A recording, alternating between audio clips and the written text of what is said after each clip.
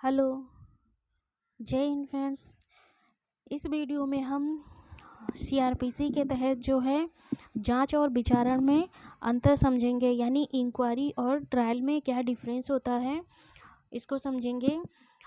ये जो छोटे छोटे प्रश्न हैं वो एपीओ मेंस एग्ज़ाम में जो है शॉर्ट जो है क्वेश्चन में आते हैं लिखने के लिए। तो ये जो डिफरेंसेस दिए गए हैं ये बहुत ही इम्पॉर्टेंट है। इसमें जो है कई मतलब कि सारे डिफरेंसेस हैं जिनको हम समझेंगे। तो सबसे पहले हम देखते हैं जांच और विचारण में जो है क्या अंतर है, यानी इंक्वायरी और ट्रायल में क्या डिफरेंस है।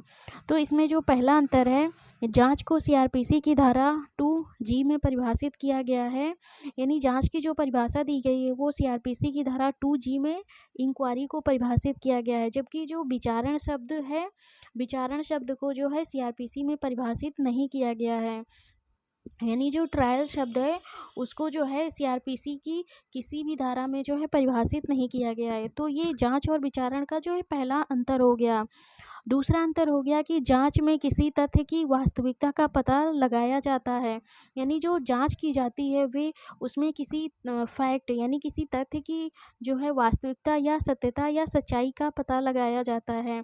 जबकि विचारण के अंत में अभियुक्त को या तो दोष सिद्ध किया जाता है या तो दोष मुक्त किया जाता है। जो ट्रायल की प्रक्रिया होती है, ट्रायल के अंत में जो है ट्रायल का एक ही उद्देश्य होता है, अभियुक्त को अगर साक्ष्य मिला है तो अगर साक्ष्य अभियुक्त के खिलाफ पर्याप्त है तो उसे दोष सिद्ध किया जाएगा, और अगर अभियुक्त के खिलाफ जो है पर्याप्त साक्ष्य नहीं है तो उसे दोष मुक्त कर दिया जाएगा।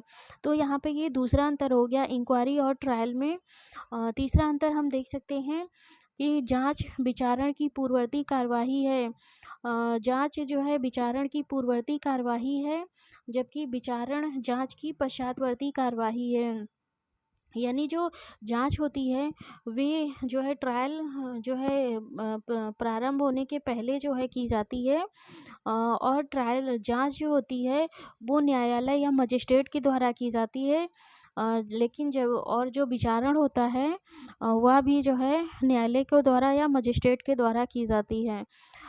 तो यहाँ पे ये तीसरा अंतर हो गया। जांच जो है विचारण की पूर्ववर्ती कार्यवाही है, यानी ट्रायल स्टार्ट होने से पहले जो है यानी चार्ज फ्रेम होने के पहले की जितनी भी कार्यवाही होती है वो सारी इंक्वायरी यानी जांच की प्रकृति की होती है।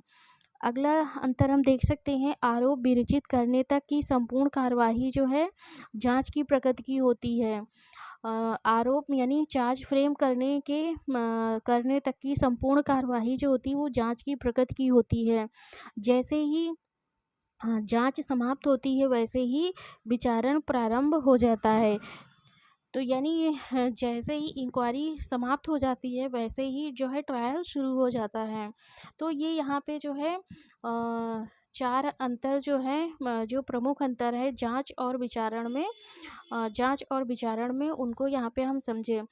तो यहाँ पे जो इंक्वायरी और ट्रायल में जो है ये सबसे प्रमुख बात जो ध्यान में रखने की वो ये है कि इंक्वायरी को तो परिभाषित किया गया है धारा 2G में, लेकिन जो ट्रायल शब्द है, विचारण शब्द को सीआरपीसी की किसी भी धारा में परिभाषित नहीं किया गया है।